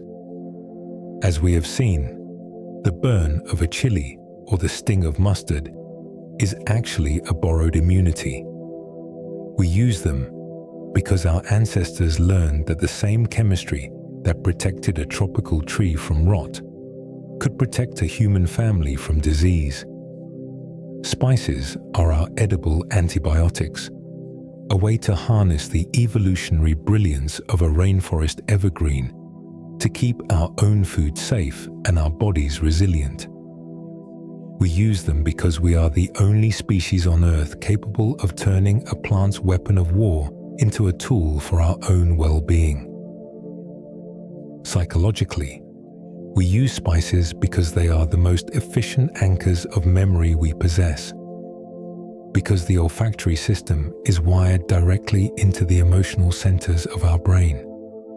A spice is more than an ingredient. It is a time machine.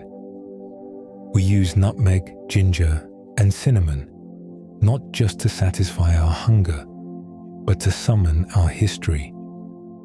A single whiff can rebuild a grandmother's kitchen or recreate the atmosphere of a childhood holiday, providing a sense of continuity and safety in an ever-changing world.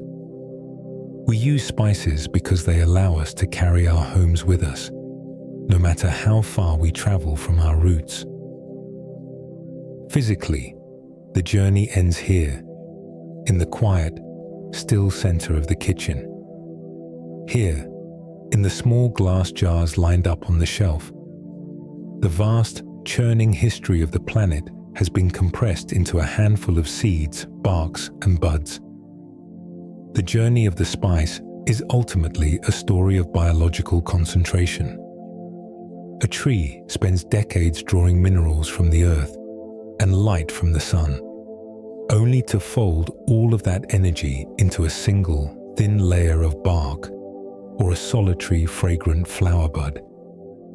It is nature's way of keeping its most valuable secrets in the smallest possible vessels. When you look at a peppercorn or a clove, you are looking at a masterclass in efficiency. A tiny, hardened traveler that has crossed oceans and centuries just to offer its quiet, chemical greeting to your senses. The kitchen is the final destination for these ancient travelers. In the stillness of the evening, the jars sit like silent sentinels, holding their volatile oils in a state of perfect, suspended animation. They are the survivors of the rainforest and the guardians of human health. The spice cabinet is a living library, a place where the geography of the earth and the biography of the human spirit meet and mingle in the steam of a simple meal.